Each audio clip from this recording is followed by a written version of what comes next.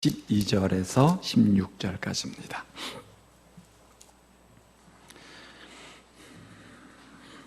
사도행전 5장 12절부터 16절까지 한 절씩 교독하겠습니다.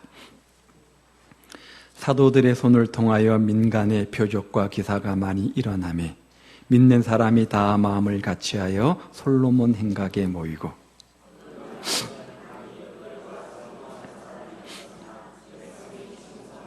믿고 주께로 나아오는 자가 더 많으니 남녀의 큰 무리더라.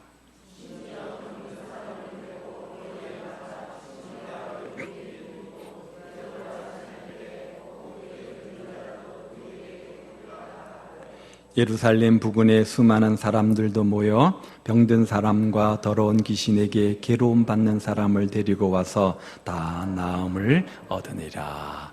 아멘.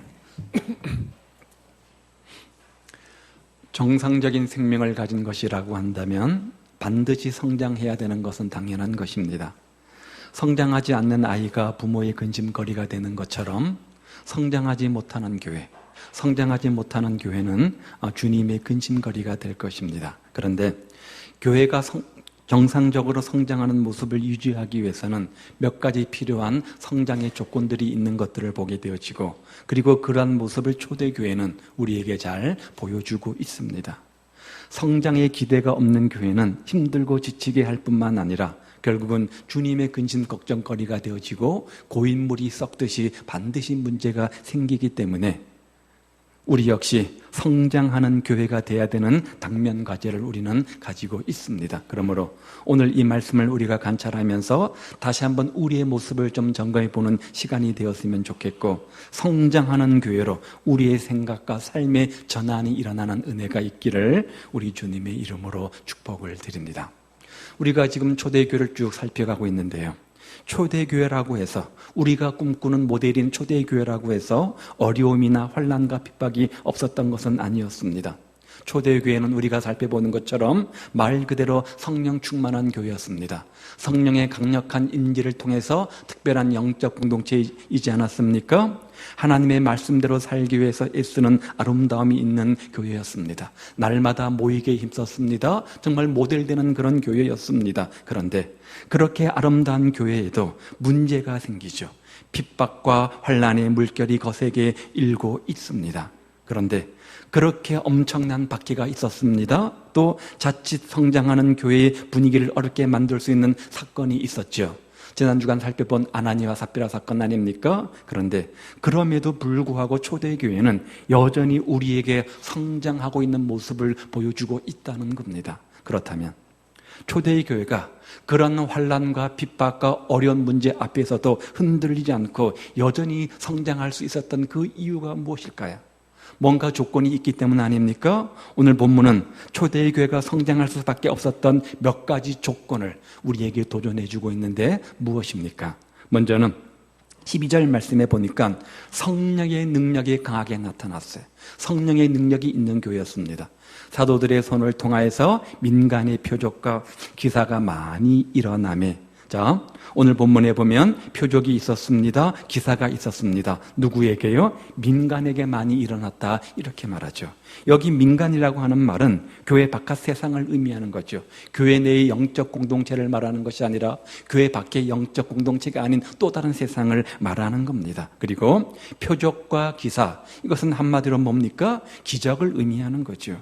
그러니까 이 자연 세계에서 우리의 상식과 경험을 초월하는, 일어날 수 없는 그런 일들을 가리켜서 표적이다, 혹은 기적이다, 혹은 기사다, 성경은 이렇게 적어놓고 있습니다. 그런데 초대 교회는 교회 안에서만 이런 기적이 일어난 것이 아니라 교회 밖에서도 동일하게 이런 기적이 있었다, 이렇게 말합니다. 누구를 통해서요?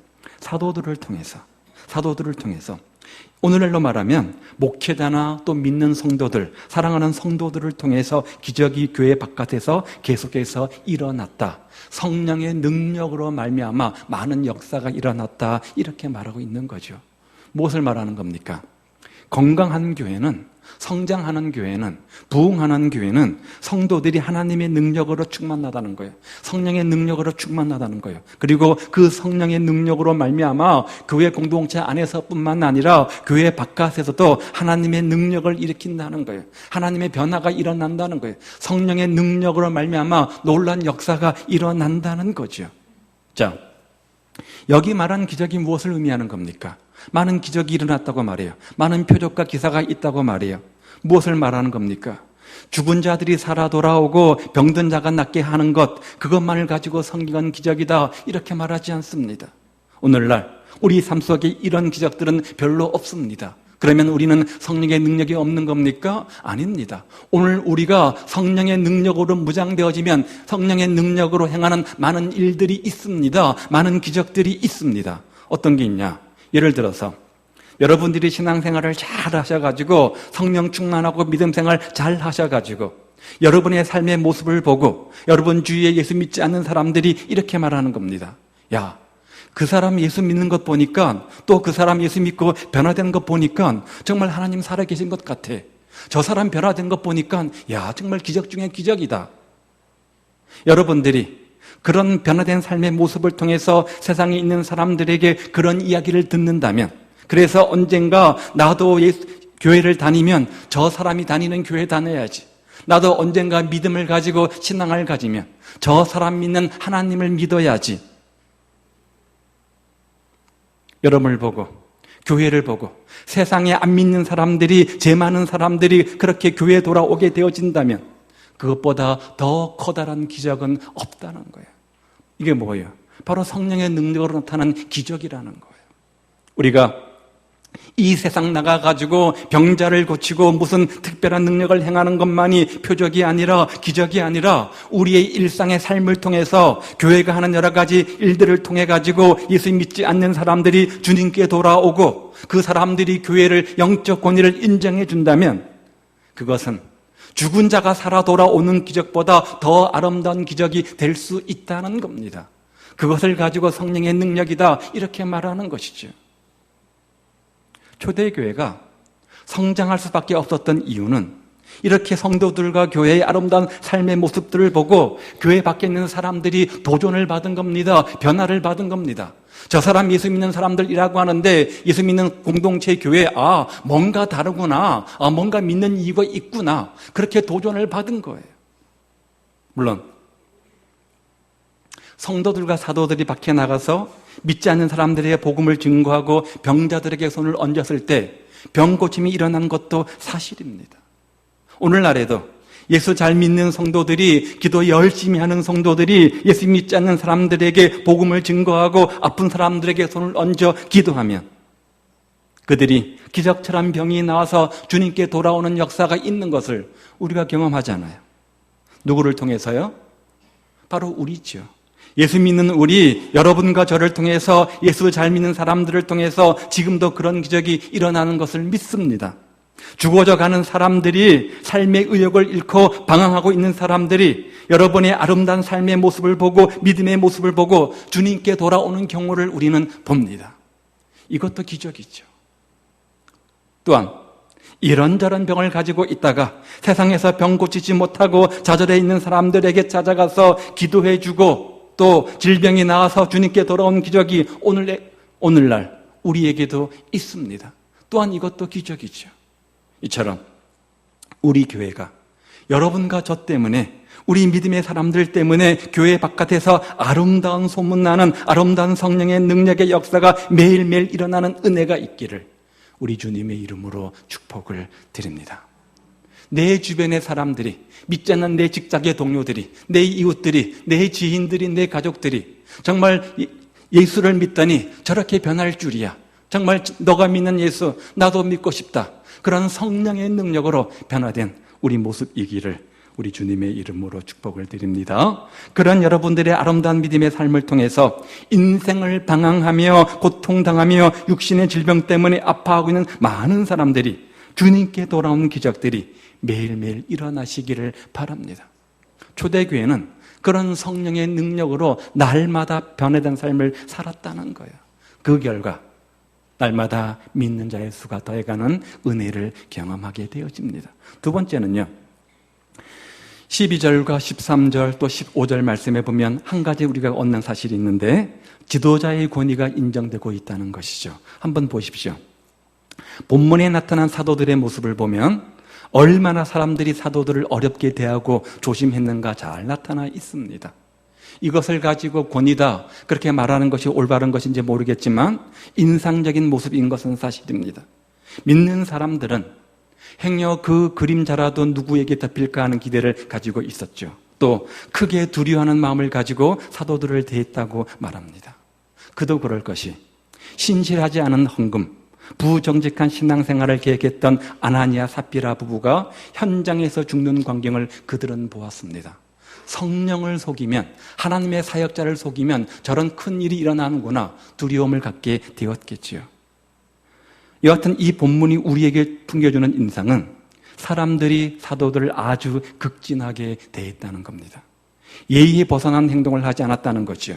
함부로 말하지 못했다는 것입니다. 그리고 믿지 않는 사람들도 감히 함부로 사도들을 대하지 못했다고 성경은 말합니다. 그런데 아이러니한 것은 그러한 토양 속에서 14절 말씀해 보니까 오히려 교회는 날로 성장해 갔다 이렇게 말해요. 믿고 죽게 돌아오는 자가 더 많아졌다. 오늘 우리는 어떻습니까? 영적 지도자들의 권위를 얼마나 인정하고 존경하며 순종합니까? 물론 사도의 직분은 오늘날 존재하지 않습니다. 특별한 사명을 가지고 특별한 시대에 부름받은 특별한 사역자이기 때문이죠. 그런데 하나님은 오늘 이 시대에 그들의 사역을 대신해서 계승할 사람들을 기름 부어 세우셨습니다. 누굽니까? 사역자들이죠. 목회자들이죠. 물론 당대의 사도들과 오늘날 목회자를 비교하는 것 자체가 넌센스이기는 하지만 한 가지 중요한 공통점이 있습니다. 누가 세웠다는 거예요? 하나님이 세웠다는 거예요. 누구를 위해서? 몸된 교회 공동체를 위해서. 그렇게 지도자를 세웠다는 거예요. 지도자로 세우신 권위, 그것은 하나님이 주신 것이라는 거예요. 그 권위의 원천이 어딨냐? 주님에게 있는 것이에요. 목회자는 여러분들에게 부족한 부분도 있겠지만 말씀을 가르치는 사람으로 하나님께서 세우신 겁니다. 목회자라고 해서 여러 가지 면에서 다 완벽한 것은 아닙니다. 인격적으로 부족한 부분도 있을 것입니다. 그러나 그렇다고 해서 그 권위가 부정된다면 성도들에게 어떻게 말씀을 설교하고 가르칠 수 있겠습니까? 무슨 변화, 무슨 영향력을 성도들에게 끼칠 수 있겠어요? 그리고 그 권위라고 하는 것이 독립된 것이 아니기 때문에 최소한 지도자에 대한 예절을 지키는 것에서도 그것을 나타내야 됩니다. 지도자에 대해서 이야기할 때 어떤 단어를 사용해야 되는지, 마치 친구에게 대하듯 아랫사람에게 대하 말하는 성도들에게 말씀을 듣고 자신의 삶 속에 적용하려고 하지 않고 자꾸만 판단하려고 한다면 무슨 말씀이 힘이 있으며 무슨 지도력을 발휘하고 무슨 영적 권위를 가질 수 있겠습니까? 오해하지 마십시오. 지금 제가 여러분들에게 대접받고 싶다 그런 말씀을 드리는 것이 아닙니다. 성장하는 교회가 되기 위해서 그 조건이 뭐냐? 지도자의 영적 권위를 인정해 주는 것이기 때문이에요. 이것이 이루어지지 않는데 어떻게 자랑스럽게 다른 사람들에게 교회를 소개하고 교회를 소개하고 전도할 수 있겠습니까? 비단 목회자에만 해당되는 것은 아니겠죠. 우리에게는 세워진 순장이 있고 세워진 교사들이 있습니다. 인격적으로 신앙적으로 부족함이 있어도 그래도 그 영적 권위를 인정해주고 순종하고 존경해줄 때 그 다락방 그 부서는 영적 권위를 가지고 무럭무럭 건강하게 잘 자라게 되어지고 성령 충만한 생명의 공동체를 이루는 것이겠죠. 오늘 우리의 모습은 어떠합니까? 얼마나 세워진 영적 권위에 순종하며 그 권위를 인정하는 자의 모습입니까? 세 번째는요, 마음을 같이 했다고 말하지요. 12절 말씀을 보십시오. 사도들의 손을 통하여 민간의 표적과 기사가 많이 일어나며 믿는 사람이 다 마음을 같이하여 솔로몬 행각에 모이고. 세 번째 성장하는 교회의 중요한 조건은 마음을 같이 하는 것입니다. 자, 그런데 여기서 마음을 같이 했다 이 말이 의미하는 것이 무엇입니까? 재직회를 열었습니다. 공동회를 열었습니다. 의견 조정을 하고 그 결과 만장일치로 오케이. 이것을 의미하는 겁니까? 아니잖아요. 여기 한 마음이 되었다라고 하는 말은 한마디로 말하면 하나님의 권위 있는 말씀에 순종했다는 겁니다. 지도자의 영적 권위가 세워지니까 선포된 말씀을 중심으로 같은 마음이 되었다는 거죠. 바로 앞에 것을 전제로 하는 겁니다. 여러분이 아시는 것처럼 이들의 모임은 참으로 다양한 사람들의 모임이었습니다. 처음 오순절 성령 강림 때 모였던 다양한 사람들을 기억해 보시기 바랍니다. 각기 다른 나라 방언으로 말해야 될 만큼 각양각색의 사람들이 모인 것 아닙니까? 그런데 이들은 한 마음이 되었다, 한 마음이 되었다. 성경은 힘써 강조하는 것이 무엇입니까? 이거잖아요. 어떻게 이것이 가능했겠습니까? 이들에게는 불평불만이 없었을까요? 있었을 겁니다. 이들에게는 서운한 것이 없었을까요? 있었을 겁니다. 이들은 날마다 성령 충만했습니까? 아닙니다. 이들이 한마음 된 것은 주님의 권위에 대한 순종의 마음이 있었기 때문에 이루어진 겁니다. 사도적 권위에 순종했다는 말씀이죠. 만장일치라고 하는 것은 공산주의에만 있는 거예요. 원래 다양한 사람들이 함께 모이면 말도 많기 마련이잖아요. 문제가 생기는 교회를 가만히 보십시오. 어떤 사안을 결정을 했습니다. 거수로 했든 투표를 했든 어떤 방법으로 했든 간에 결정했습니다. 자, 결정하게 되었을 때 반대한 사람들은 이미 결정이 되었음에도 불구하고 결정이 나지 않은 경우를 종종 봅니다. 무슨 말이에요? 이미 끝났는데 수용하지 못하는 거예요. 인정하지 못하는 거예요. 그러면요, 자꾸만 자기 속에 옳은 대로 행동해 버리죠. 자꾸만 불평하는 거죠. 반대 의견을 내는 거죠. 이것은 미성숙의 또 다른 표현 아닙니까? 어떤 사람은 지도자를 세워놓고 한마디 상의도 하지 않고 마음대로 결정하고 진행하기도 하는 경우를 봅니다. 그런 공동체에 무슨 소망이 있습니까? 그리고 그런 공동체에 무슨 한마음이 가능하겠습니까? 진정한 한마음이란, 진정한 참마음이란 주님을 중심으로 해서 지도자의 영적 권위에 순종하는 속에서 이루어지는 겁니다. 다양한 사람이 모였으니까 백인백색이겠죠. 아무리 많은 의견이 있는 것 좋습니다. 다 생각이 다른 것이니까. 그렇다고 해서 나와 생각과 다르다고 할지라도 결정된 사실에 대해서는 어떻게 해야 돼요? 인정하고 수용하고 순종하는 것이 진정한 하나님의 방법이요 원리 아니겠습니까? 성장하는 교회를 이루는 방법, 주님의 말씀으로 한 마음을 이루는 겁니다. 주님의 말씀에 순종하고 지도자의 영적 권위에 순종하는 모습을 우리가 갖는 겁니다. 그런 은혜가 우리 가운데 있기를 우리 주님의 이름으로 축복을 드립니다. 대안 없는 불평은 아무런 도움이 되지 않습니다. 네 번째는요, 모이기에 힘썼다고 말하죠. 믿는 사람이 다 마음을 같이하여서 솔로몬 행각에 모이고, 초대교회는 성전 안에 있는 솔로몬 행각의 교인들이 모였습니다. 여기 이겁니다. 한번 그림을 보십시오. 왼쪽에 있는 행각이 바로 솔로몬 행각이죠. 그 당시 유대인들이 성전을 장악하고 있었기 때문에 성전 안에 들어가서 예배 드리지 못하고 솔로몬 행각이라는 맨 끝에 있는 행각에서 모여서 예배를 드렸던 것 같습니다. 왜 모였을까요? 어떻게 하면 이 예루살렘 도시를 복음화할 수 있을까? 어떻게 하면 우리 교회가 건강한 교회 될 수 있을까?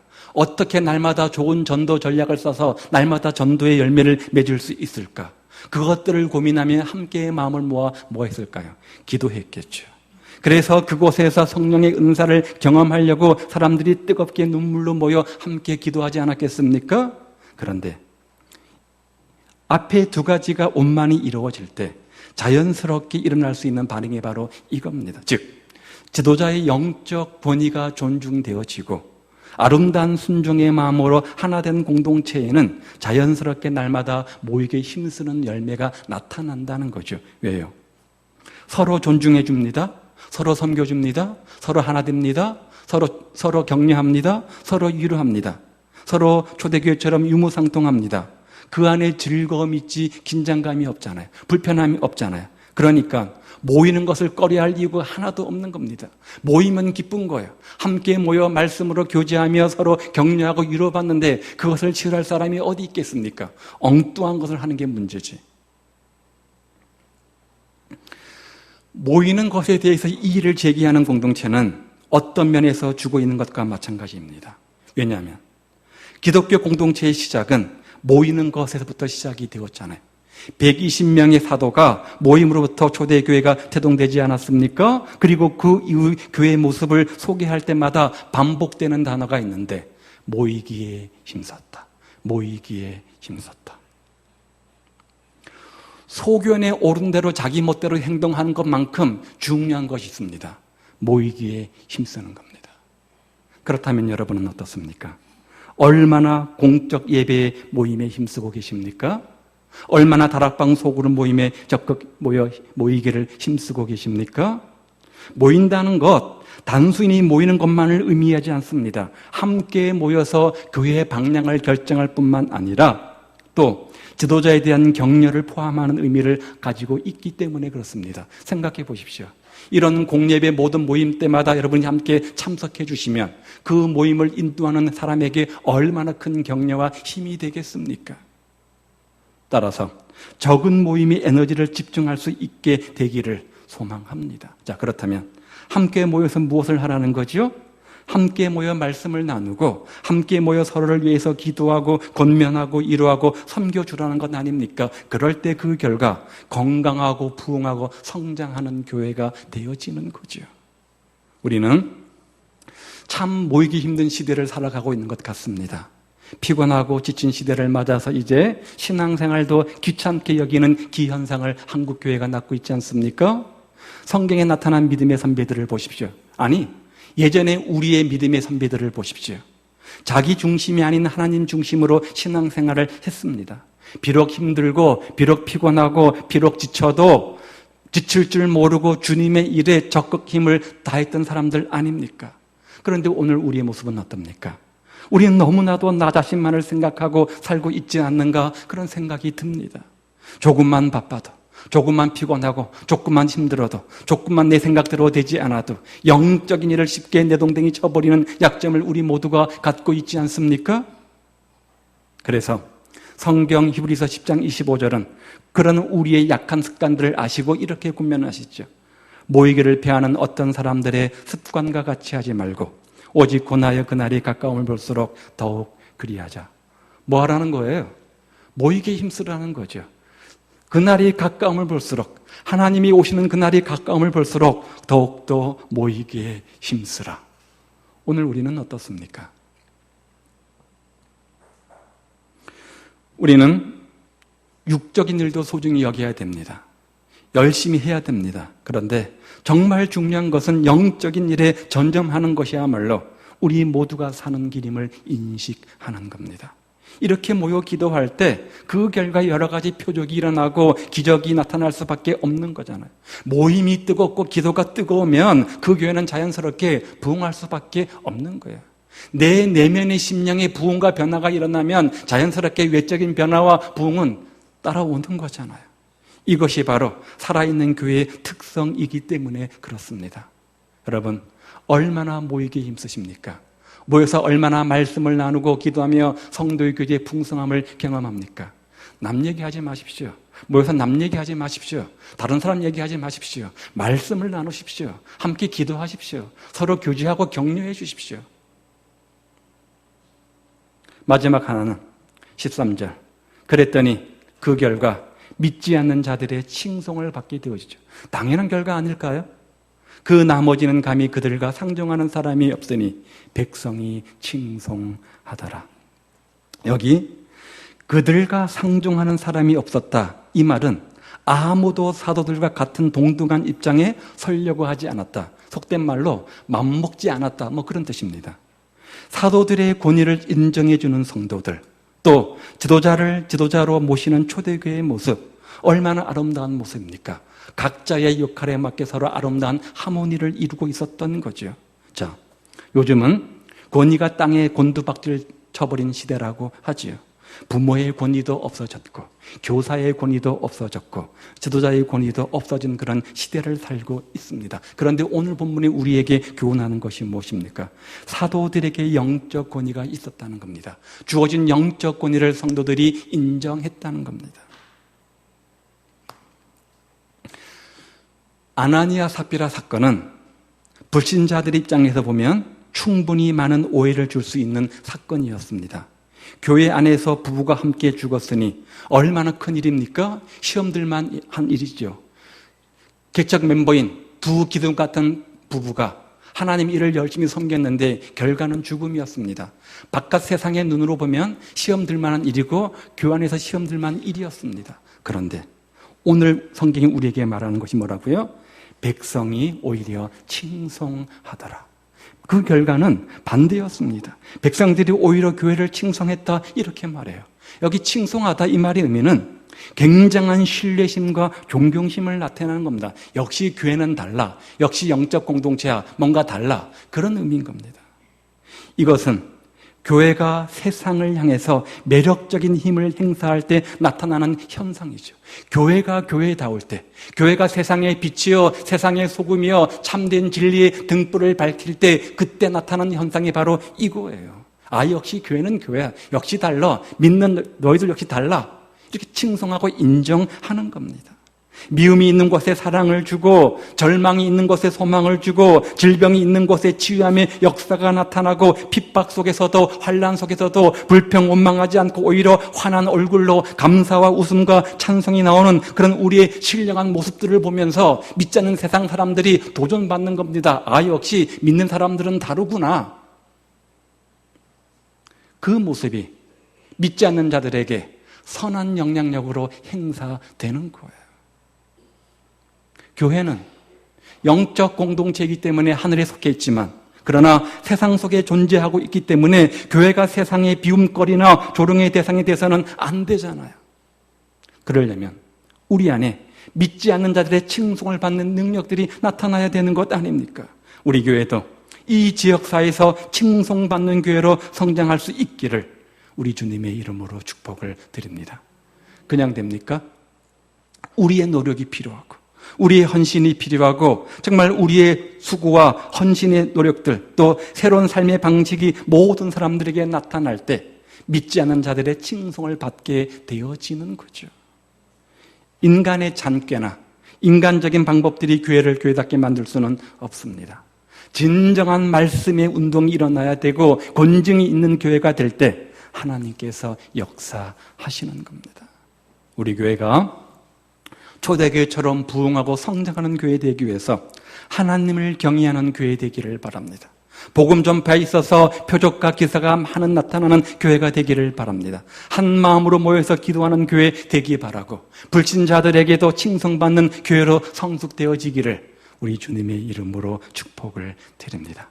그러하기 위해서 여러분의 눈물이 필요합니다. 여러분의 땀이 필요하고 여러분의 헌신과 끊임없는 기도가 필요한 겁니다. 얄팍한 인간적인 생각보다는 무식하리만큼 전적으로 하나님을 믿고 사랑하고 섬기는 우리 모습이 있기를 바랍니다. 그 신령한 일에 우리 모두 동참함으로 살아계신 하나님의 능력을 날마다 체험하는 축복의 성도들 다 되시기를 우리 주님의 이름으로 축복을 드립니다. 정말 간절히 소망하는 것은 초대교회와 지금 우리가 처해 있는 상황이 다르다고 할지라도 그 원리는 같은 것이기 때문에 그들에게 일어났던 이 아름다운 부흥의 역사가 우리 교회에 그대로 일어날 수 있기 바라는 것입니다. 우리 교회가 성장의 기대가 있고 소망이 있는 교회가 다 되기를 바랍니다. 이 일을 위해서 여러분들과 저의 태도를 한번 진지하게 돌아보시기를 바랍니다. 나는 얼마나 성령의 능력으로 구별된 삶을 사는가? 믿지 않는 사람들에게 얼마나 인정받는 삶을 살고 있는가? 얼마나 변화된 삶을 살고 있는가? 또 지도자들의 영적 권위를 얼마나 인정하고 세우며 순종하고 있는가? 얼마나 한마음 한뜻으로 순종하고 있는가?